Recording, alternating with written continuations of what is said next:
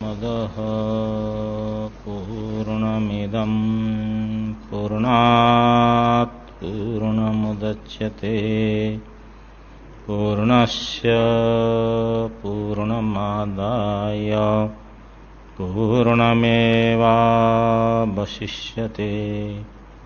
ॐ शान्तिः शान्तिः शान्तिः। शङ्करं शङ्कराचार्यं केशवं बादरायणं सूत्रभाष्यकृतौ वन्दे भगवन्तौ पुनः पुनः। ईश्वरो गुरुरात्मेति मूर्तिभेदविभागिने व्योमवद्व्याप्तदेहाय दक्षिणामूर्तये नमः। ॐ शान्तिः शान्तिः शान्तिः।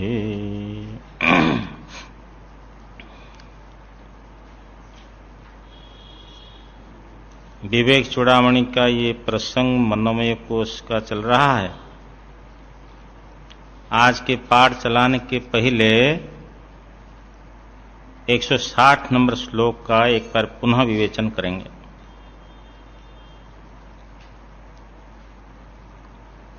एक 160 में जो अन्नमय कोश का विवेचन करते हुए कुल्य राशि पाठ है और श्रृंगेरी टीका से श्रृंगेरी से छपी पुस्तक में शल्य राशि है।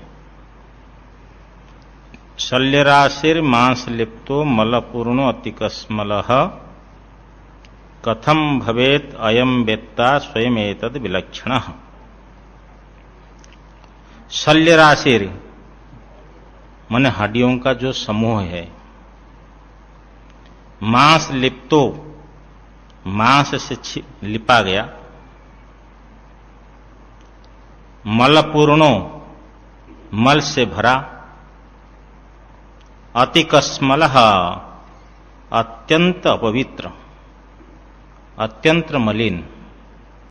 शल्यराशिर मांस लिप्तो मलपूर्णो अतिकस्मलः हड्डियों का समुदाय है, ढेर है हड्डियों का। ये समूह है मांस लिप्तो मांस से लिपा गया, मल से भरा, अति मलिन अति कस्मल है। कथम भवेत अयम वेत्ता स्वयं एतद विलक्षणः। यहां इस प्रकार लगाना है, संस्कृत टीका में बड़ा अच्छा खुला। अयम का अर्थ ये देह, भवेत क्रिया का इसी को ही कर्ता लेना है। ये देह, अयम माने देह, एतद विलक्षण, इस देह से जो विलक्षण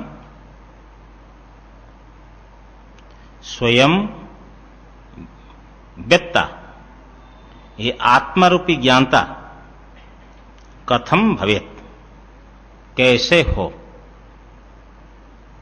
और एक बार, ऐसा जो मल से भरा हुआ अयम ये देह, एतद विलक्षण, कि इसी से विलक्षण जो है कौन? देह से विलक्षण आत्मा स्वयं, जो वेत्ता जानने वाला है। तो स्वयं वेत्ता कथम भवेत, स्वयं आत्मा कैसे हो, अर्थात नहीं हो सकता है। हम लोग ने अर्थ लगाया था कि एतद विलक्षण, जो इसी से विलक्षण आत्मा या देह कैसा हो, लेकिन ऐसा नहीं। ऐसा अर्थ ठीक है जो व्याख्यान हुआ कि देह, इसी देह से विलक्षण आत्मा कैसा हो, अर्थात देह आत्मा नहीं हो सकती है, शरीर आत्मा नहीं हो सकता है। इसी का स्पष्टीकरण करना था। दूसरी बात यह है, ये मनोमय कोश के विवेचन प्रसंग में एक आया महाराष्ट्र एक संत का, हमने कहा था हरिमुखी मन बार बार कहा। ये स्वामी संत ज्ञानेश्वर जी का है, तुकाराम जी का नहीं, हमारे रंगानंद जी ने याद दिलाया। उसी समय कह देते कि वो उसी ज्ञानेश्वरी महाराज का। कोई बात नहीं, एक संत ने बार बार कहा है कि मन को हरि में लगाना चाहिए, उसका भावार्थ है। क्योंकि 178वां श्लोक देखिए, मनो नाम महाव्याघ्रो विषयारण्य भूमिषु चरत्यत्र न गच्छन्तु साधव ये मुमुक्षवः। मन नाम को जो महाव्याघ्र है, ये विषय रूपी जंगल में भ्रमण करता है। जो साधु मुमुक्षु है, संसार से उत्तीर्ण होना चाहते हैं, इसमें न जावे, अत्र न गच्छन्तु, ऐसे विषय रूपी जंगल में न जावे। मनः प्रसूते विषयान शेषान् स्थूलात्मना सूक्ष्मतया च भोक्तुः शरीर वर्णाश्रम जाति भेदान् गुण क्रिया हेतु फलानि नित्यम। ये मन ही तो अशेष विषयान, संपूर्ण विषयों को प्रसूते, जन्म देता है, उत्पन्न करता है। स्थूलात्मना सूक्ष्मतया च भोक्तु, भोक्ता के लिए स्थूल रूप से, सूक्ष्म रूप से अशेष विषयों को ये मन जो है उत्पन्न करता है। और शरीर, वर्ण, आश्रम, जाति विशेषों को, गुण, क्रिया, हेतु, फल, ये सब को नित्य जो है ये भोक्ता के लिए मन उत्पन्न करता है। जो असंग चैतन्य रूप है, असंग चिद्रूप ममुम विमोह्य देहेन्द्रिय प्राण गुणैर्निबध्य अहम ममेति भ्रमयत्यजस्रम मनः स्वकृत्येषु फलोपभुक्तिषु। जो असंग चैतन्य रूप है, उस असंग चैतन्य रूप को मोहित करके, 180 नंबर चल रहा है, इसको मोहित कर लेता है। देहेन्द्रिय प्राण गुणेर निबध्य, और देह, इंद्रिय और प्राणों के गुणों से बांध करके अहम ममैति, मैं और मेरापन, इसी भाव से समझ लो। मनः जो है अपनी कृत्येषु, स्वकृत्येषु, लौकिक तथा वैदिक कर्मों में और उन कर्मों के फल भोगों में, फलोपभुक्तिषु अजस्रम भ्रमयति, निरंतर जो है ये घुमाता है। जो असंग चैतन्य रूप है उसको तो बांध नहीं सकता, तो उसको बांध नहीं सकता, लेकिन मानव बांधता हुआ। क्योंकि सत्वगुण, रजोगुण, तमोगुण ये जीवात्मा को गुणत्रय विभाग में आते हैं गीता में। तो भगवान वहां कहते हैं मानो बांधते हैं, बांध नहीं सकते। प्रकृति के विकार असंग चैतन्य को स्पर्श नहीं कर सकते तो क्या बांधेंगे? यदि स्पर्श कर ले तो असंग नहीं रहा। इसलिए इस प्रकार मान करके चले। अध्यास दोष से ये पुरुष के संसार है। अध्यास, आप लोग ध्यान रखिए, अध्यास का अर्थ है अनात्मा में आत्मबुद्धि। आत्मा जो नहीं है उसको आत्मा समझना, यही अध्यास है। और भ्रांति है अध्यास। अध्यास का अर्थ आरोप, ये भी आता है। अधियास माने ऊपर में रखना, अर्थात आरोप किया। अध्यास दोष से जीवात्मा का संसार है। और अध्यास किसके द्वारा कल्पित है? बोले अध्यास बंध इस मन के द्वारा कल्पित है। जिसके अंदर में रजगुण है, तमोगुण है, ऐसी अविवेकी व्यक्ति के लिए, उस अविवेक्ति के जन्मादि दुख के यही कारण है मन। जन्मादि दुखस्य निदानम एतत्, यही मन जो है जन्मादि दुखों का कारण है।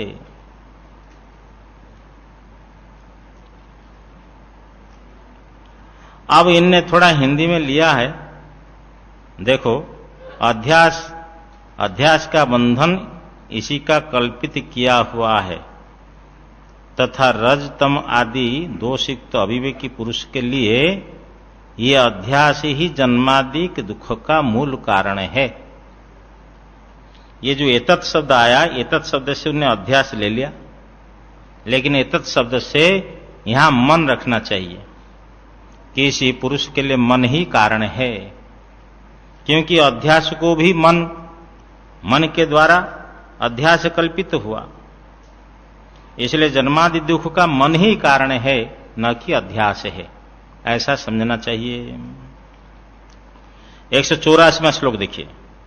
मोक्षैक शक्त्या विषयेषु रागम निर्मूल्य संन्यस्य च सर्वकर्म सत्श्रद्धेया यह श्रवणादि निष्ठो रजः स्वभावं सधुनोति बुद्धेः। मोक्षैक शक्त्या, अच्छा इसे निकलेंगे कैसे? मन के संसार से, मन के बंधन से कैसे निकलेंगे? कह रहे हैं कि मोक्ष में ही आसक्ति हो कि मेरा कल्याण हो, ये भाव रखे। समझे? संसार में लोग क्या चाहते हैं? सुख चाहते हैं, परंतु सुख संसार की वस्तुओं से चाहते हैं, संसार के व्यक्तियों से चाहते हैं, और सुख इसमें तो है ही नहीं, मिलता है दुख। समझे ना? चाहते हैं संसार से, अखंड सुख चाहना चाहिए कि उस अखंड सुख के लिए संसार का त्याग है। संसार का त्याग भोग ऐश्वर्य के लिए नहीं है। समझ में आया ना? एक समय आया और सब कुछ छोड़ दिया, फिर वैराग्य विवेक ढीला हो जाए तो फिर सब कुछ स्वीकार कर लेता है। ऐसा नहीं। मोक्ष के लिए, अखंड सुख के लिए संसार का त्याग है। इसलिए कह रहे मोक्ष में आसक्ति हो और संसार में आसक्ति न हो। समझे ना? तो मोक्ष के प्रति झुकाव हो, मोक्ष की शक्ति से विषयेषु रागम निर्मूल्य, वैराग्य के द्वारा विषय में राग को त्याग करके, राग को निकाल करके, संन्यास च सर्वकर्म, और सब कर्म को संन्यास करके। क्यों? मोक्ष प्राप्त करने का उद्देश्य है। इसलिए राग को भी, वासना को और कर्म को त्यागना है। आगे थोड़ा प्रिंटिंग मिस्टेक हो गया, सत्श्रद्धया लिखना, सत्श्रद्धया कर दिया, यहां श्रद्धया करना है, सत्श्रद्धया। यदि संस्कृत जो नहीं जानते तो मत लिखो, जो जानते हो यहां लिख लेंगे, नहीं तो किसी से देख करके संशोधन करना है। सत्श्रद्धया यह श्रवणादि निष्ठो, सत्श्रद्धा से अब छोड़ दिया, वासनाओं को छोड़ दिया, सब कर्म को छोड़ा। सत्श्रद्धा से क्या करना है? सत्श्रद्धया यह श्रवणादि निष्ठ, जो श्रवण मनन निधिध्यासन में निष्ठ रहता है, क्योंकि हमारा कल्याण हो इसी के लिए लगा है। रजः स्वभावं सधुनोति बुद्धेः, स का अर्थ वैसा वो व्यक्ति, ये रजः स्वभावम, रज का स्वभाव क्या है? विक्षेप। श्रृंगेरी टीकाकार लिखते हैं, श्रृंगेरी मठ के। तो इस विक्षेप को, किसका विक्षेप है? देखो, स बुद्धे है रज स्वभावम धुनोति, वो बुद्धि के विक्षेप को नष्ट कर देता है। बुद्धि के विक्षेप को नष्ट करने का यही उपाय है, नहीं तो बुद्धि में विक्षेप आते रहते। नारायण, जितनी कर्म करेंगे, जितनी संसार को बढ़ाएंगे, वैसा ही और विक्षेप होगा। समझे ना। पहले पहले जब मोबाइल रखते ना तो वो रखते क्या है, कार्ड, और उसी में रखते अपनी मोबाइल नंबर और बांटते रहते। तो यहां से फोन आया, वहां से फोन आया, वहां से फोन आ रहा है, बड़ा विक्षेप भाई, ना खा सकता है, ना पी सकता है, ना सो सकता है। तो एक सज्जन को देखा तो उसका फोन आया तो बैठा है, तो बैठे थे उनको असिस्टेंट को बोले बोल दो कि है नहीं। तो क्या करेगा, कितनी अटेंड करेगा फोन। हाँ, एक विरक्त कुटिया में हम थे, वहां भी फोन लगा दिए। तो फोन लगा तो रात्रि 11 बजे हम सोए हुए थे, घंटी लगी। मैं उठाया, कहा भाई क्या बात है, बोलो नारायण ना गोविंद भैया है क्या, कोई ऐसा नाम लिया। मतलब यहां क्या है। तब महाराज में रिसीवर को खोल करके सोता था रात में, रॉन्ग नंबर भी आ जाते हैं। इसलिए कई साधकों को हम देखते हुए साइलेंट करके रात में सोते, विक्षेप ना हो। साधक क्या, अन्य भी लोग है, बड़ ये विक्षेप है। जितनी व्यवहार हम फैलाएंगे ना संसार में, आप देख लो अनुभव करके, उतना ही विक्षेप आएगा। इसलिए सब कुछ छोड़ करके श्रवणादि निष्ठ होने से बुद्धि के विक्षेप को नष्ट करता है। ये मनोमय कोश भी आत्मा नहीं है, क्योंकि उत्पन्न होने वाला नष्ट होने वाला है, परिणाम ही है, और ये दुख रूप है, समझे ना। और मन को हम जान रहे हैं, तो मन दृश्य है, हम दृष्टा है। तो जब मन को हम जान रहे हैं तो मन कैसी आत्मा, दृष्टा ही दृश्यात्मतया न दृष्टा। दृष्टा कभी दृश्य नहीं हो सकता है, देखने वाला कभी दिखाई देने वाला नहीं हो सकता है। इसलिए देखने वाला अलग है, दिखाई पड़ने वाला अलग है। तो मन दिखाई पड़ रहा है और देखने वाला आत्मा है। हा? क्या, इंद्रियाणाम मनश्चास्मि, ये तो सारा विश्वरूप भगवान का है। केवल इंद्रियाणाम मनश्चास्मि क्यों, सारा विश्वरूप भगवान कहते मैं गंगा हूं, मैं पीपल हूं, इंद्रियां भी मेरी विभूति है, मन विशेष विभूति है, इसी रूप से सारा विश्व ही मैं हूं। वो अलग अलग प्रसंग है। लेकिन मन माने वहां, इसलिए जो हमारे यहां कई लोग बोलते महाराज जगत मिथ्या कैसे है, जगत तो सब परमात्मामय है। तो जगत को परमात्मामय से आप जान रहे हैं तो भी कोई बात नहीं है, लेकिन परमात्मा को छोड़ करके हम जगत को सत्य मान रहे हैं, इसलिए शास्त्र कह रहा है संसार मिथ्या है। जो संसार को आप परमात्मा से अभिन्न दर्शन करते हो कि सब वासुदेव स्वरूप है, सब राम स्वरूप है, सब ब्रह्म स्वरूप है, तो आपके लिए मिथ्या कहने की कोई जरूरत नहीं है, आप वहां पहुंच गए हैं। लेकिन वो नहीं पहुंचा ना, कुछ को तो सत्य बोलता है, कुछ मिथ्या बोलता है। इसलिए कहा कि ये जो है मिथ्या है, तुम जिसको सत्य मानते हो सत्य नहीं। जिस रूप में सत्य मानते हो उस रूप में सत्य नहीं है। संसार को हम संसार के रूप में सत्य मानते, इसीलिए शास्त्र कहता है मिथ्या है। और संसार को सत्य के रूप से मान दो, संसार को ब्रह्म के रूप से देखो, तो शास्त्र नहीं कहता कि मिथ्या नहीं है। बोलते ब्रह्म ही वह इदम विश्वम इदम वरिष्ठम, ये ब्रह्म ही रूप है, ब्रह्म से अतिरिक्त तो कुछ है ही नहीं। इसलिए मन आत्मा नहीं है। क्या भगवान ने वहां इंद्रियों के इंद्रियाणाम नश्चास्मि, इंद्रियों में मन हूं, विशेष विभूति बतलाया। हाँ, तो क्या वहां मन को यदि आप आत्मा मानेंगे तो चंद्र भी आत्मा है, क्योंकि नक्षत्राणाम चंद्र कह दिया। हाँ शशि, तो वो भी आत्मा मानोगे। फिर पीपल भी आत्मा है। फिर जो जो विभूति भगवान ने बतलाया सब, फिर शुक्राचार्य व्यास जी सबको, तो ये विशेष विभूति का प्रकट वहां है। और सभी आत्मा है, इस दृष्टि से कहोगे तो आत्मदृष्टि से सभी आत्मा है। आत्मा से अतिरिक्त नेह नानास्ति किंचन, ऐसे आत्मा में कुछ है ही नहीं, सब आत्मा है। लेकिन नारायण वो आत्मा की दृष्टि से नहीं देख रहा है ना, जगत की दृष्टि से देख रहा है। अब इसलिए 5 कोशों को, हाँ, पंचकोशी परिक्रमा करते ना, ये हमारे काशी में है, अयोध्या में पंचकोशी से परिक्रमा करते। यही पंचकोशी परिक्रमा करनी है कि अन्नमय कोश आत्मा नहीं है। प्रतिदिन पंचकोशी परिक्रमा करनी चाहिए, प्रत्येक समय में करो कि ये शरीर आत्मा नहीं है, प्राण आत्मा नहीं है, इंद्रियां आत्मा नहीं है, मन आत्मा नहीं है, ये सब पंचकोश को हटा करके फिर वहां पहुंच जाएंगे। अब विज्ञानमय कोश, बुद्धि और ज्ञान इंद्रियां 5, ये मिल करके विज्ञानमय कोश है। यही संसार का, पुरुष के जीवात्मा का संसार के कारण यही बनता है। बुद्धिर्बुद्धीन्द्रिय ही सार्धम सवृत्ति ही कर्तृलक्षण विज्ञानमय कोशः स्यात् पुंसः संसार कारणम।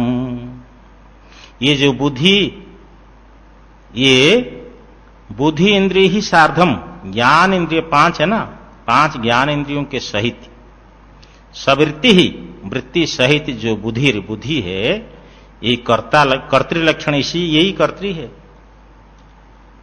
तो इसको उपाधि प्रधानता से यहां कही जा रही है, इसको कर्ता के रूप से कहा गया। ये विज्ञानमय कोशः स्यात्, ये विज्ञानमय कोश है जो जीवात्मा का संसार के कारण बनता है। पुंसः संसार कारणम। नारायण, ये विज्ञानमय कोश भी अनादिकाल से ये अहम स्वभाव वाला जीवात्मा है, अर्थात विज्ञानमय कोश में जो प्रतिबिंब पड़ा वही तो जीव है। परंतु विज्ञानमय कोश को जहां जीव कहा जाता है तो आप समझ लिए उपाधि प्रधान से कहा जाता है। ये समस्त व्यवहार के बोझा वहन करने वाला, पूर्व वासना से ग्रस्त होकर के पुण्य और अपुण्य कर्म करता है और उसका फल भी भोगता है, उसके फल भी भोगता है, कर्म करता है, फल भोगता है। और इसी के जागृत स्वप्न आदि अवस्था है, सब सुख दुख भोग है। देहादिनिष्ठ आश्रम धर्म कर्म गुणाभिमान निरंतर ये में, ये मेरा है, ये मेरा, इस प्रकार सततम। अब विज्ञानमय कोश को अतीव प्रकाश कहा क्योंकि परमात्मा का सानिध्य है, इसमें ब्रह्म का, चैतन्य का प्रतिबिंब पड़ता है। और ये जीवात्मा का ये जो है उपाधि है,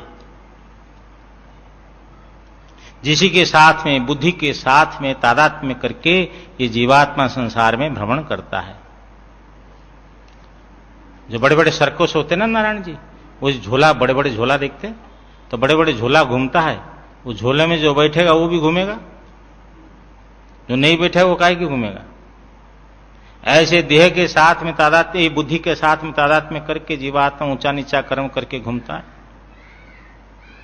बड़ा सजग होकर के रहना पड़ेगा, है ना, छोटे छोटे अपराध भी न हो जाए। ये धर्म का इतना गूढ़ रहस्य है। कई बार ऐसा होता है कि बाद में याद आता है, अरे ये गलती हो गई। अनजान से भी गलतियां हो जाती है, फिर बाद में याद आता है, अरे ऐसा तो नहीं होना था।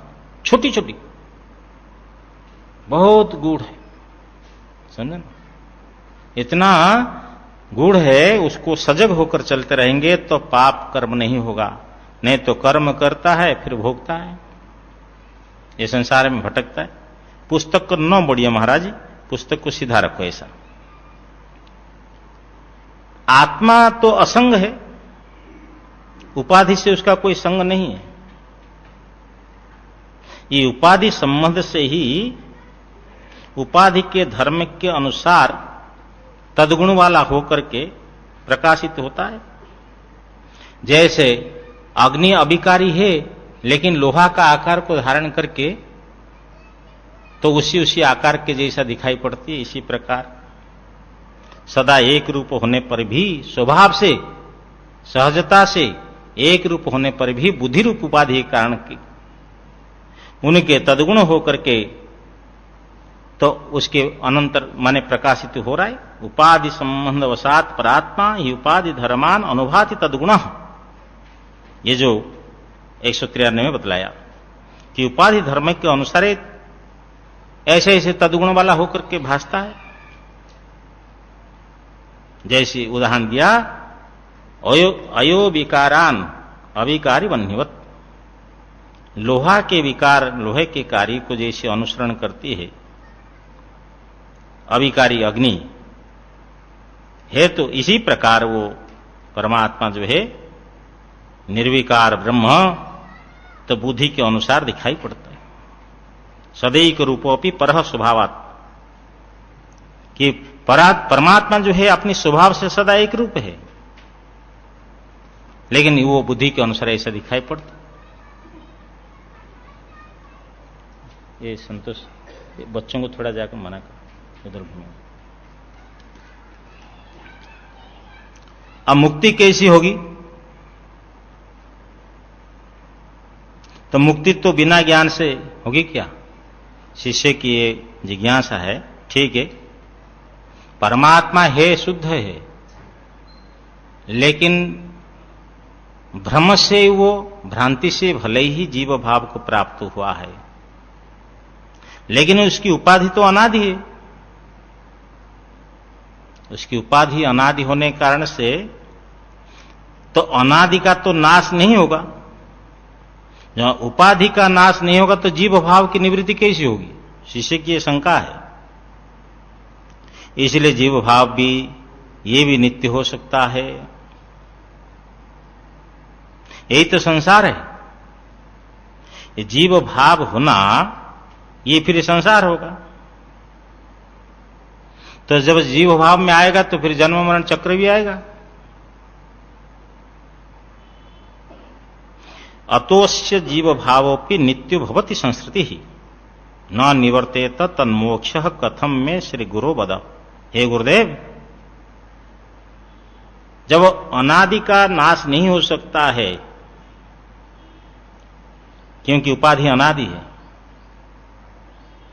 इसलिए इसका जो परमात्मा का जो जीव भाव है ये भी नित्य है, नित्य भवति। और नित्य भवति संस्कृति ही नित्य। ये जो संसार है, ये संसार जो है न निवर्ते तो फिर ये संसार तो निवृत्त नहीं होगा। तो तन मोक्ष कथम में, फिर भी उस ये संसार का मोक्ष मेरा कैसा हो? हे गुरुदेव कृपा करके बतलाइए। तो कहते देखो, मुक्ति का उपाय है आत्मज्ञान। गुरु बोलते अच्छा प्रश्न पूछा तुमने, सावधान से सुनो कि जो भ्रांति से होने वाली वो कभी प्रामाणिक नहीं होती है। ये जो संसार भाव आया, जीव भाव आया, ये भ्रांति से है। परमात्मा में जीव भाव आया भ्रांति से। आपने कहा नित्य भवति और संस्कृति कभी निवृत्ति तो नहीं होता है, ये सब भ्रांति से प्राप्त है। और जो भ्रांति के बिना जो असंग है, निष्क्रिय है, निराकार है, वो संसार के साथ में उसका संबंध कैसे होगा? जैसे आकाश हम करें, आज आकाश नीला है, पीला है, नील रंग है, पील रंग है, पीत रंग है, ये आकाश जो असंग है, उसके साथ उसका भ्रांति से हम तो कहते, धूल पटल को लेकर के और कुछ लेकर के, बादल को लेकर के, तो आकाश में हम आरोप करते हैं। आकाश का स्वाभाविक सहज धर्म नहीं, उसमें कोई रूप नहीं, वो अरूप है। वो अरूप नहीं, वो अरूप है। आकाश अरूप है, सीधा बैठो, ऐसा नहीं। आकाश है अरूप, निरूप। आकाश में रूप कहां से आया? तो भ्रांति से आया। इसी प्रकार आत्मा जो है निर्गुण निराकार असंसारी है, उसमें संसार कैसे आया? बोले भ्रांति से। बोले अनादि होने से क्या बात है? अनादि होने से अनादित्वम अविद्यायाः कार्यस्यापि तथेष्यते, कि अनादित्वम अविद्यायाः, अविद्या अनादि है। 200 में श्लोक नंबर 200। और कार्य भी अविद्या है। एक कार्यस्यापि तथेष्यते, अविद्या का जो कार्य है वो भी अनादि है। परंतु उत्पन्नायाम तो विद्यायाम, विद्या उत्पन्न हो जाने पर आविद्यक अनाद्यपि, ये जो अविद्या का कार्य अनादि होने पर भी उस सब के सब नष्ट हो जाते हैं। कैसे? बोले प्रबोधे स्वप्नवत सर्वम सह मूलम विनश्यति। अरे कितना बड़ा स्वप्न देखो, लेकिन जब जग जाता है तो स्वप्न जाता है। प्रबोध होने के बाद में सबके सब जैसे स्वप्न संसार निवृत्त हो जाते हैं, इसी प्रकार स्वप्नवत ये सब के सब ब्रह्म ज्ञान होने पर मूल सहित नष्ट हो जाता है। इसलिए आप ये मत मानो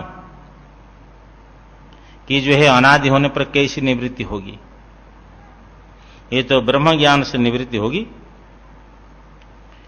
कई बार लोग पूछते हैं कि महाराज ये ज्ञान किसको बोलते हैं, ज्ञान किसको बोलते हैं?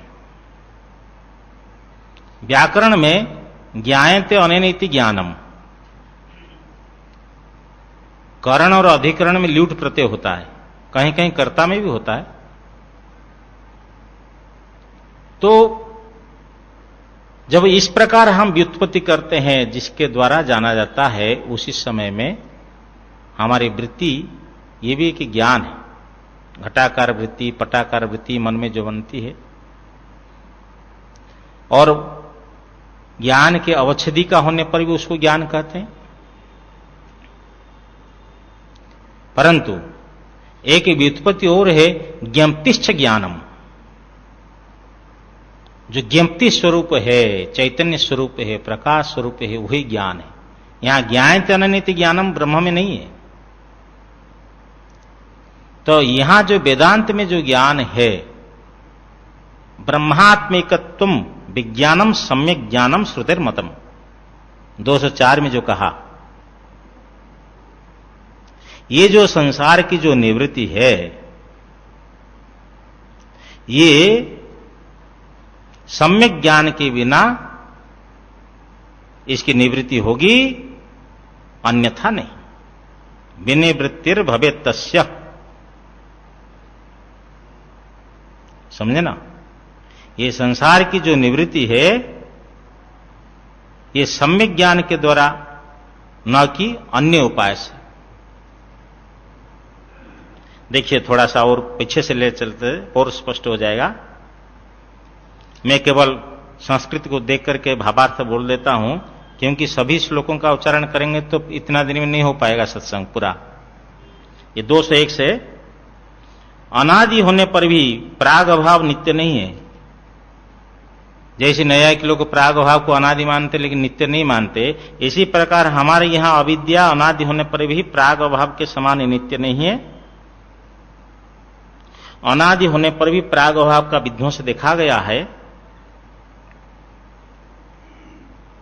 जिस बुद्धि रूपी उपाधि संबंध से आत्मा में जीव भाव कल्पित है, जिस बुद्धि रूपी उपाधि संबंध से परिकल्पितम आत्मनि जीवत्वम न ततो अन्यत्व स्वरूपेण विलक्षणम, वो जीव भाव जो है, जीवात्मा का जो वास्तविक स्वरूप है, वो ब्रह्म से विलक्षण नहीं है। जीवत्वम न तत्व अन्यत्व स्वरूपेण विलक्षणम, क्योंकि ब्रह्म में सत चित आनंद ब्रह्म है, और वही जीव रूप में दिखाई पड़ा प्रतिबिंब बिंब एक है, सत चित आनंद, स्वरूप से विलक्षण नहीं है। परंतु बुद्धि के साथ में जो आत्मा का संबंध हुआ, बिना मिथ्या ज्ञान से नहीं हो सकता है। जो मिथ्या ज्ञान पुरःसर, और वो जो मिथ्या ज्ञान पूर्वक वो संबंध है, ये संबंध का नाम भी अध्यास मानते। ये मिथ्या ज्ञान पुरःसर जो है संबंध है, विनिवृत्तिर भवेत् तस्य सम्यक ज्ञानेन नान्यथा। सम्यक ज्ञान के बिना ये आत्मा अनात्मा का संबंध की निवृत्ति नहीं होगी, भ्रांति की निवृत्ति नहीं होगी। तो फिर वो ज्ञान क्या है, इसी एक लाइन को याद रखना चाहिए, ब्रह्मात्मैकत्व विज्ञानम सम्यक ज्ञानम श्रुतेर्मतम।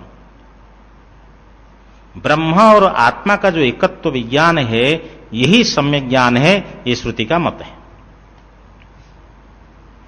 समझे ना? बोले जीवात्मा जो है तो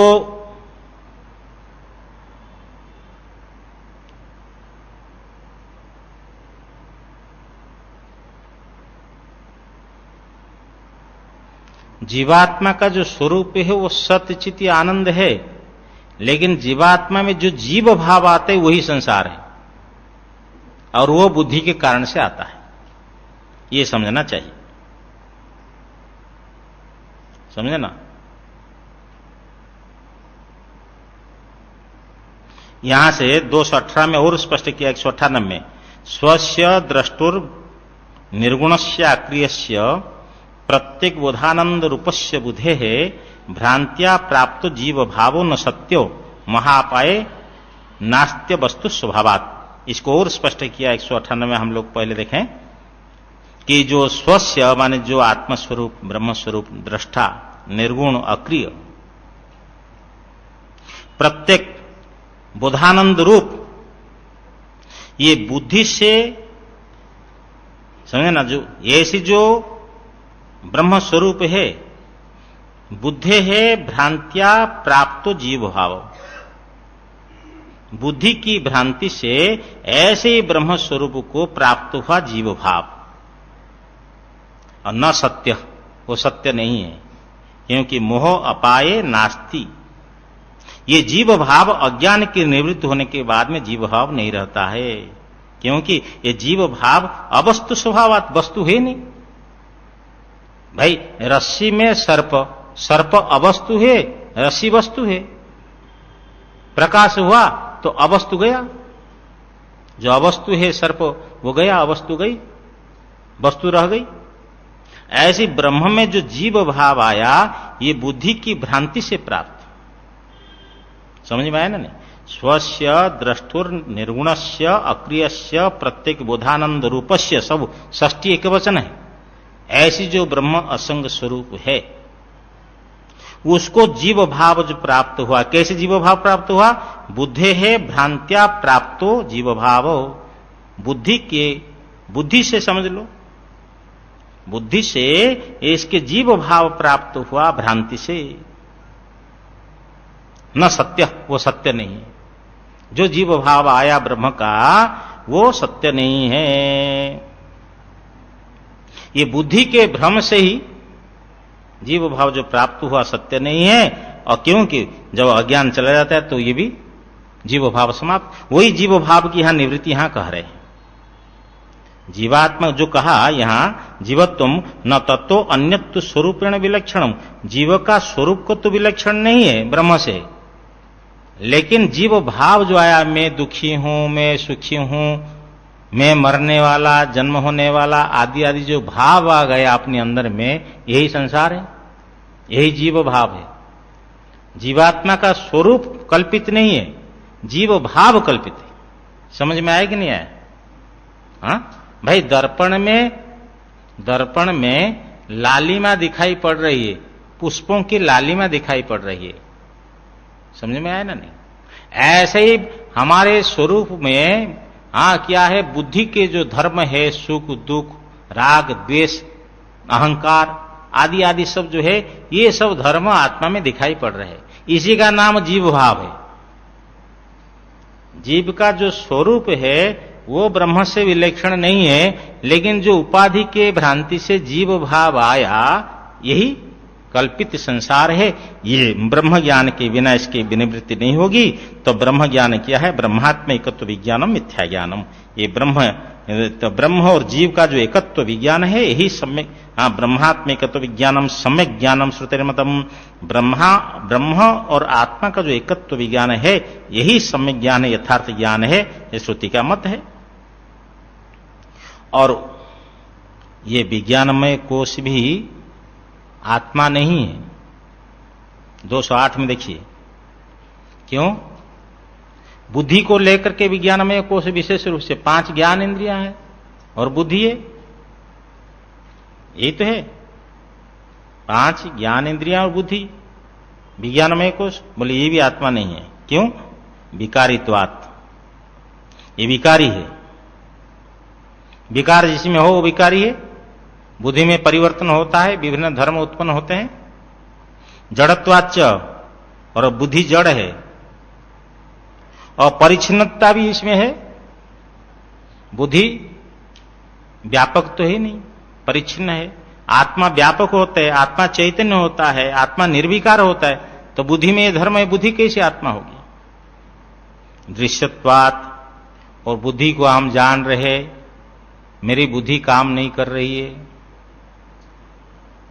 अथवा मेरे बुद्धि में विचार आया, ये दृश्य है। व्यभिचारित्वात्, और बुद्धि व्यभिचारी है। व्यभिचारी का अर्थ जानते हो? व्यभिचार का अर्थ कभी हो कभी ना हो। तो ये जागृत और स्वप्न में तो रहती है बुद्धि, और सुषुप्ति में ये क्या है? लीन हो जाती है। इसलिए एक जैसा नहीं रहती व्यभिचारी होने से। और ये अनित्य है, और अनित्य नित्य कैसे हो सकता है? ये जो बुद्धि विज्ञानमय कोश है, अनित्य है, ये नित्य आत्मा कैसी हो सकती है? इन हेतुओं से इनको निषेध कर दिया। अब कितनी कोश हो गया नारायण? 4, और लास्ट में है आनंदमय कोश। ये थोड़ा सा, ये जितनी कोश आए उन कोश में विशेष रूप से मनन करना चाहिए, मनोमय कोश, कि मन कैसी घुमाता है। और विज्ञानमय कोश, इसका जो बुद्धि है, ये बुद्धि के कारण से जो जीव भाव आया है, और ब्रह्म ज्ञान से जीव भाव निवृत्ति हो जाएगा। आनंदमय कोश किसको बोलते हैं? कि अविद्या की वृत्ति में आनंद का जो प्रतिबिंब पड़ा हुआ है, प्रतिबिंब सहित अविद्या की वृत्ति जो है आनंदमय कोश है। और जब प्रिय की प्राप्ति होती है, जब हम इष्ट की प्राप्ति करते हैं, तो इसमें की वृत्ति बनती है प्रिय वृत्ति। इष्ट का नहीं, गलत हो गया, सुनिए, इष्ट के दर्शन से प्रिय वृत्ति है, इष्ट की प्राप्ति में मोद वृत्ति है, और इष्ट के भोग से प्रमोद वृत्तियां होती है। आनंदमय कोश की वृत्तियां हैं। जैसे एक उदाहरण दे दूं, आप हंसेंगे नहीं। देखो, पंगत में हम लोग बैठे भोजन करने के लिए, और किसी को विशेष प्रिय है गुलाब जामुन, तो आज देखा कि पंगत में बाल्टी लेकर भर के आ गया, गुलाब जामुन देख लिया बांटने वाला, तो बढ़िया भाई। देखो, अपना इष्ट का दर्शन हो गया तो मन में प्रसन्नता हुई। इष्ट के दर्शन में जो मन में वृत्ति बनी, प्रसन्नता, ये आनंदमय कोश की अभिव्यक्ति है तो अविद्या की वृत्ति है, लेकिन कार्य रूप से मन में है भी है प्रिय वृत्ति। अब नारायण जी सब पतल लग गए, और परसुना हुआ ऊर्ध्वमूल मध शाक सब बोलने लगे, और सब परोसते गए। अब वो बाल्टी में परोसते परोसते अपनी बगल में उनकी बाल्टी समाप्त हो गई। अब देखा तो गुलाब जामुन यहां समाप्त हो गया। अब थोड़ा सा मन माने वृत्ति घट गई, और आएगा कि नहीं आएगा क्या पता। और जब दोबारा फिर देखा, हाँ अब तो प्राप्त है, वो जो इष्ट अपनी गुलाब जामुन, एक विषय नहीं, सभी विषय को समझिए, एक विषय उदाहरण दिया जाता है, वो पत्तल में पड़ गए। अब इष्ट की प्राप्ति हो गई, अभी दर्शन था, अभी प्राप्ति हो जाने के बाद में विशेष वृत्ति बन के उसका नाम है मोद। क्यों? इष्ट का दर्शन था, अब इष्ट की प्राप्ति हो गई। अब जैसा तैसा अपना को संभाल कर रखना है, क्योंकि घंटी बजी नहीं है, वो नमः पार्वती पते नहीं किया है। हाँ, कहीं तो ऐसा होता भाई नमः पार्वती पते नहीं हुआ, पहले से उठा ले। हाँ, उसको 2-4 आदमी टोकता रहे, ये क्या कर रहे हो तू? हाँ, वो सोचा शायद नमः पार्वती पते हो गया, भ्रांति हो जाती है कई बार, पंगत में कोई कोई ऐसा पा लेते हैं। जब नमः पार्वती पते हो गया तो पहले हाथ कहां जाता है? आपने जो प्रिय है, इष्ट है, उसको उठाकर जब उसका भोग करता है तब प्रमोद वृत्ति होती है। ये हमारे आनंदमय कोश की अभिव्यक्ति है। इष्ट के दर्शन से प्रिय, इष्ट की प्राप्ति में प्रमोद, और इष्ट के भोग से प्रमोद वृत्तियां होती है। जिसमें इस प्रकार वृत्तियां बनी हो, जो घटे और बढ़े, वो कैसी आत्मा हो सकता है? वो आत्मा नहीं है। आनंदमय कोश भी आत्मा नहीं है। आनंदमय कोश की अभिव्यक्ति विशेष रूप से सुषुप्ति अवस्था में, जीवात्मा को सुषुप्ति अवस्था में आनंद मिलता है। इसीलिए तो सब वहां जाना चाहते हैं। जागृत अवस्था में, स्वप्न अवस्था में थकने पर सुषुप्ति अवस्था में जाना चाहते हैं, क्योंकि वहां सुख मिलता है। और स्वप्न और जागृत अवस्था में उसे आनंदमय कोश की थोड़ी अभिव्यक्ति होती है, प्राप्ति होती है इष्ट संदर्शन आदि के द्वारा। ये आनंदमय कोश परमात्मा नहीं है कि ये भी प्रिय वृत्ति, इसमें आदि वृत्तियां सब बनती है। और वो आनंदमय कोश में जो आनंद का प्रतिबिंब है उसकी उपाधि तो अविद्या वृत्ति है ना नारायण, इसलिए उपाधि वाला है। और उपाधि प्रकृति का विकार है। और ये कभी होते हैं कभी नहीं होते। ये पुण्य के कर्म से प्रकट होते हैं और शरीर के अंतःपाती है, शरीर के अंदर में है, कार्य संघात में इसकी अभी माने अवस्थिति है। और आत्मा तो सर्वत्र है, इसलिए आनंदमय कोश भी आत्मा नहीं है। अन्नमय कोश आत्मा नहीं है, अन्नमय कोश आत्मा नहीं है।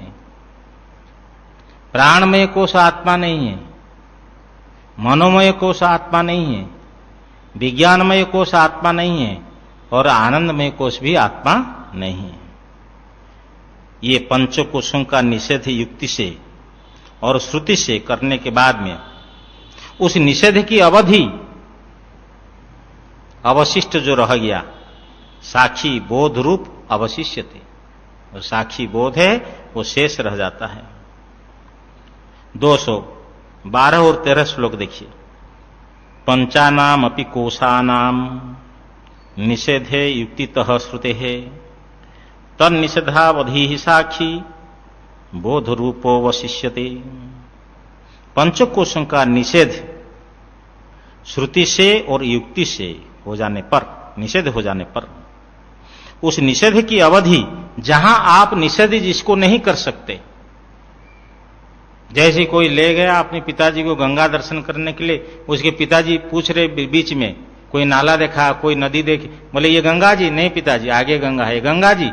जहां जहां जल देखा पूछा ये गंगा है? नहीं नहीं नहीं नहीं नहीं कहते हुए हरिद्वार में ले गया, और हरिद्वार में गंगा दर्शन हुआ, कहा ये गंगा है? अब उसके पुत्र ये नहीं कह सकते कि नहीं, बोले हाँ पिताजी यही गंगा है। जहां निषेध नहीं कर सकते, निषेध की सीमा समाप्त, तद निषेधा अवधि, निषेध की जो सीमा है, जहां निषेध नहीं हो सकता है, वहां कौन है बैठा है? बोले साक्षी बोध रूप। जो साक्षी स्वरूप है, शुद्ध आत्म स्वरूप है, ज्ञान स्वरूप है, अवशिष्यते, वो शेष रहता है। और वही आपका, हमारा, सभी प्राणियों का स्वरूप है। यो यमात्मा स्वयं ज्योति पंचकोश विलक्षण अवस्थात्रय साक्षी सन निर्विकारो निरंजन सत्स्वरूप स विज्ञेय स्वात्मत्वेन विपश्चिता।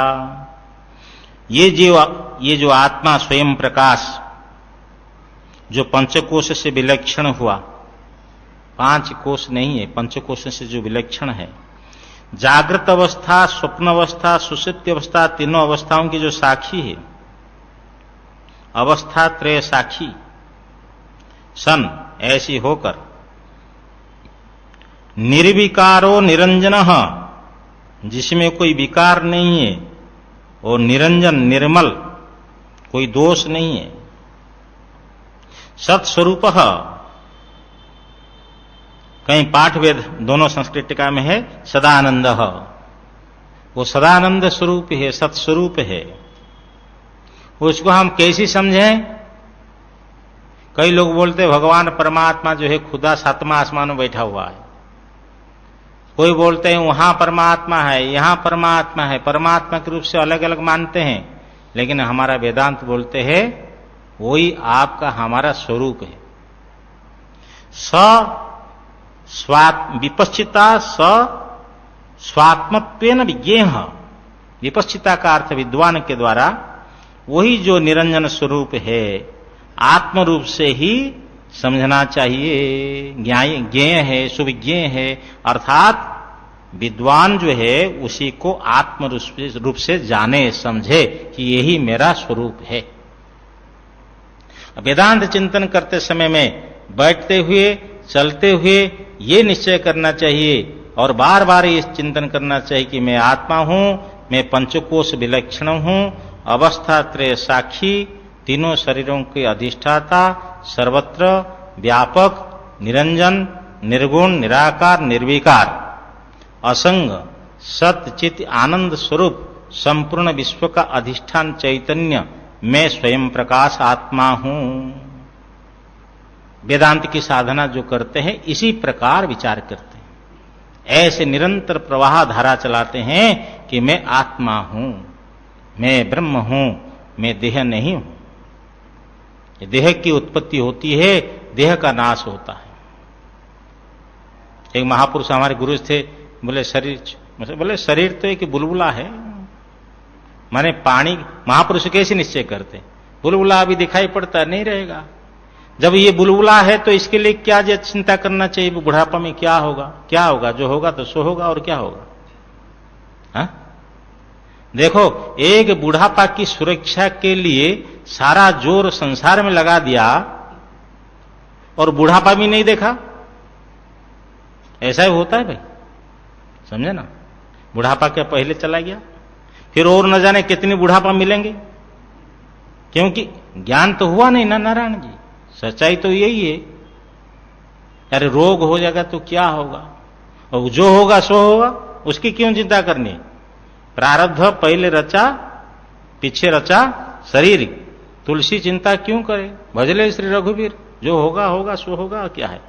कितनी मक्खी मच्छर कुत्ते बिल्ली मरते, ऐसा ये भी मर जाएगा तो मर जाएगा, क्या होगा? हा? उसकी चिंता छोड़ो, वर्तमान देखो। वर्तमान में साधन निष्ठ होना जरूरी है। कई एक महात्मा ने कहा, भविष्य की चिंता में वर्तमान जा रहा है। कितनी बढ़िया फॉर्मूला दे दिया सूत्र कि भविष्य की चिंता में वर्तमान जा रहा है। भाई आगे क्या होगा, आगे क्या होगा, आगे क्या होगा? अरे वर्तमान तो देख भाई। तो इसलिए महात्मा ने कहा, किस किस को याद करके किस किस को रोइए, आराम सबसे बढ़िया चीज मुंह ढककर सोइए। तो मुंह ढककर सोना क्या है? इसका अर्थ यही हुआ क्या? इसका अर्थ हुआ कि संसार से मुख मोड़ना है। संसार से मुख मोड़ करके अभी जगो, अपनी स्वरूप में जगना है। क्योंकि वो आत्मा जो ब्रह्म सत्य चित आनंद स्वरूप है, उसको आत्म रूप से समझना चाहिए। आनंदमय कोश के प्रसंग के बाद में देखो भाई, आत्मस्वरूप विषय का प्रश्न शिष्य का है कि आपने गुरुदेव सब पंचकोशों को तो मिथ्या कह दिया, उसके बाद में तो कुछ रहा नहीं भाई, उसके बाद सब सर्व का अभाव हो गया।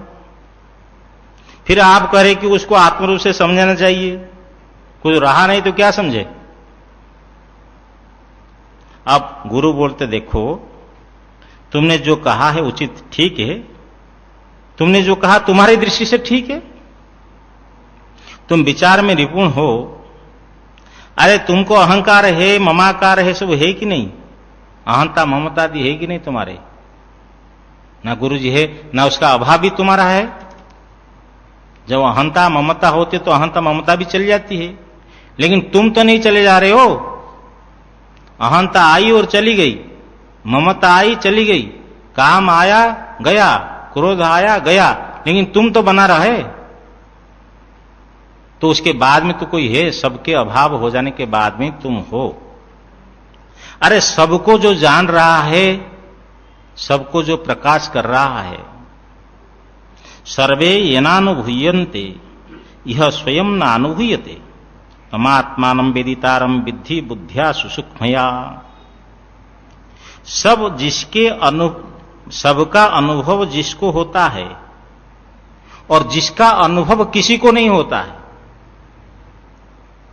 जिसके द्वारा सब जाने जाते हैं और जो किसी के द्वारा नहीं जाना जाता है, वो आत्मा है, वो सबके ज्ञाता है। उसको सुसूक्ष्म बुद्धि से जानो, समझो, अनुभव करो। सूक्ष्म बुद्धि से, स्थूल बुद्धि से नहीं होगा। विज्ञातारम अरे केन विजानियात, बृहदारण्यक को उपनिषद में आया कि जो सबके विज्ञाता उसको कैसे जाने भाई, किससे जाने? वो तो साक्षी स्वरूप है। बात थोड़ी समझने की है नारायण जी। 220 में देखिए, घटोदके बिंबित मर्क बिंबम आलोक्य मूढ़ोर अभिमेव मन्यते तथा चिदाभास मुपाधि संस्थम भ्रांत्या हमित्येव जड़ो भी मन्यते।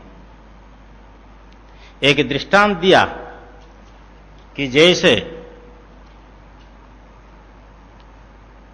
जल में सूर्य का प्रतिबिंब पड़ रहा है, अविवेकी उसी प्रतिबिंब को मान रहे हैं कि सूर्य है।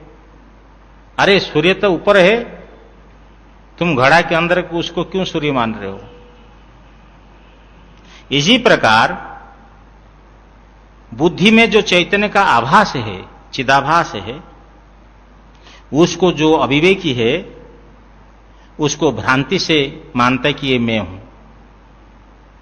जिसका आभास हो रहा है उसको मैं नहीं मानता, चिदाभास को मैं करके मानता है भ्रांति से।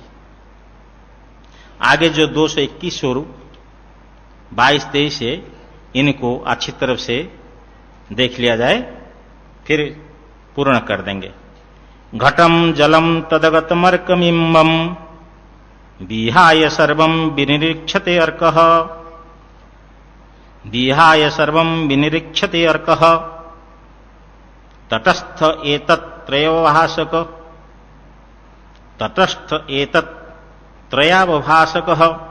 स्वयं प्रकाशो विदुषा यथा तथा देहम धियम चित् प्रतिबिंबमेतम विसृज्य बुद्धो निहितं गुहायां द्रष्टारमात्मानमखण्डबोधं सर्वप्रकाशं सदसद्विलक्षणं नित्यं विभुं सर्वगतं सुसूक्ष्मं अन्तर्वहि शून्यमनन्यमात्मनः विज्ञाय सम्यक् निजरूपमेतत् पुमान् विपाप्मा विरजो विमृत्युः, विरजो विमृत्युः। उदाहरण दिया, जैसे विद्वान होता है, वो घट के अंदर में जो जल है उसमें जो प्रतिबिंबित है उसको सूर्य नहीं मानता है, जो अंतरिक्ष में उसको सूर्य मानता है। अविवेकी तो उसको प्रतिबिंब को सूर्य मानता है। विवेकी के लिए कहा, घड़ा माने घड़ा को, जल को, और उसी जल में अंतर्गत जो सूर्य का प्रतिबिंब को, उसको त्याग करके, सर्वम विहाय, उस सब को त्याग करके, यथा माने जैसे घड़ा है, घड़ा को, जल को, उसमें प्रतिबिंब को, सबको त्याग करके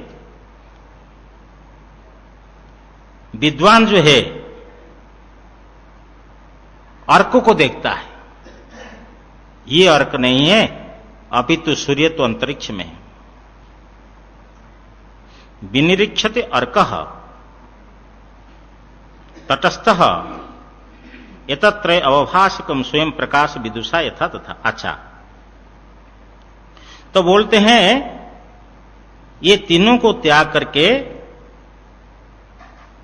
कि एतत्त्रय अवभासक, ये घड़ा का, जल का और उसके प्रतिबिंब का, ये तीनों का जो अवभासक तटस्थ अर्क, तटस्थ अर्क, जो अंतरिक्ष में, इस तीनों से पृथक जो अंतरिक्ष में अवस्थित अर्क सूर्य है, वो स्वयं प्रकाश है।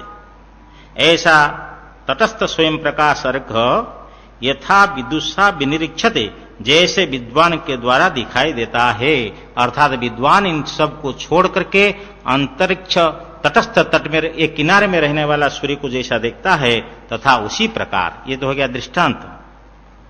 इसी प्रकार देह को, घड़ा हो गया देह, बुद्धि हो गई जल, और बुद्धि में चैतन्य का जो प्रतिबिंब है सूर्य के प्रतिबिंब समान समझ लो। देहम धियम चित्त प्रतिबिंब मेतम विसृज्य बुद्धो निहितम गुहायाम।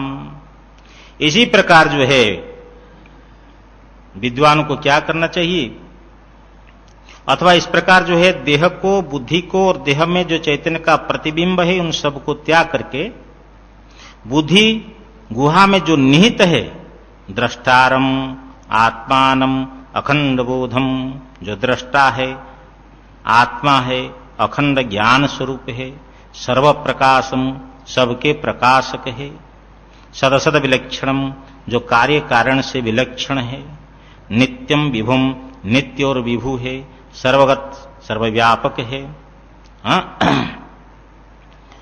तो नित्य कह दिया तो ठीक है, विभु भी कह दिया सर्वगत। विभु का अर्थ व्यापक होता है, सर्वगत अर्थात व्यापक होता है। तो विभुम सर्वगतम, व्यापक स्थूल सूक्ष्म सर्वत्र सभी रूप में भरा हुआ है, पूर्ण रूप है, सर्वत्र सर्वदा सर्वरूप में अवस्थित है, सुसूक्ष्मम, सूक्ष्म है, अंतर वही शून्यम, ऐसे जो आत्मा है जिसमें ये बाहर है ये अंदर है ऐसा नहीं कह सकते, क्योंकि परिच्छिन्न वस्तु में बाहर और अंतर की व्यवस्था होती है। जो अपरिच्छिन्न व्यापक है उसकी बाहर और अंतर क्या करेंगे। वही अंतर वही शून्यम, अनन्यम आत्मनः, और अपनी आत्मा से वो अनन्य है, अभिन्न है। ऐसे आत्मा को, द्वितीय विभक्ति, ऐसी आत्मा को विज्ञाय सम्यक निज रूपम एतत्, और जो अपना स्वरूप है इसी स्वरूप को विज्ञान समझ करके माने अनुभव करके पुमान, जो पुरुष है विपापा, पाप से रहित, शुद्ध, विरजो और निर्मल, पाप से रहित और रज से रहित, और शुद्ध निर्मल, निष्पाप और निर्मल, विमृतु हो और अमर। आगे क्या है, क्रिया को अध्याय करना पड़ेगा कि भवती, ऐसे हो जाता है। लेकिन इसमें एक थोड़ा समझना पड़ेगा। 222 में जो आया ऊपर में देखिए, चित्त प्रतिबिंबम, चैतन्य का प्रतिबिंब बिंब से अतिरिक्त नहीं है, तो उनको भी त्यागने के लिए जो कहा जा रहा है, इसका अर्थ हुआ चैतन्य का जो आभास है, क्योंकि चिदाभास स्वरूपतः मिथ्या है। इसीलिए उसके पहले भी चिदाभास स्वरूप आया कि जिस प्रकार घड़ा के अंदर में जल में सूर्य का प्रतिबिंब को मूढ़ क्या मानता है, प्रति अर्क है, सूर्य है। इसी प्रकार भ्रांति से चिदाभास को, जो उपाधि संस्थ चिदाभास को आत्मा मानता है। इसलिए यहां भी चिदाभास स्वरूप कहेंगे कि देह, बुद्धि और चिदाभास, इन सब को त्याग करके जो कुटस्थ चैतन्य व्यापक आत्मा, वो उसको समझ करके और क्या करना है, तो ये जैसा जो पुरुष समझ करके पाप से रहित, रज से रहित, निर्मल और विमृत, क्या है, अमर। आगे क्या है, क्रिया तो है नहीं, क्रिया समझना चाहिए कि ऐसे होता है, निष्पाप हो जाता है, निर्मल हो जाता है, अमर हो जाता है। उसी आत्मा को समझने के लिए, और देखो भाई, ये संसार बंधन से छूटने के लिए और कोई मार्ग नहीं है। नान्यः पंथा विद्युते अयनाय, उपनिषद में, वेद में भी आया। ब्रह्म ज्ञान के बिना और कुछ नहीं हो सकता है। इसलिए ब्रह्म ज्ञान के लिए प्रयत्न करना चाहिए। बार बार बार बार बार बार यही वेदांत विवेक चूड़ामणि में बार बार, क्योंकि ब्रह्म ज्ञान के बिना और कोई रास्ता नहीं है। ओम पूर्णमदः पूर्णमिदं पूर्णात् पूर्णमुदच्यते पूर्णस्य पूर्णमादाय पूर्णमेवावशिष्यते। ओम शांति शांति शांति। शंकरं शंकराचार्यं सूत्रभाष्य कृतौ वंदे भगवन्तौ पुनः पुनः। ईश्वरो गुरुरात्मेति मूर्तिभेद विभागिने व्योमवद्व्याप्तदेहाय दक्षिणामूर्तये नमः। ओम शांति शांति शांति।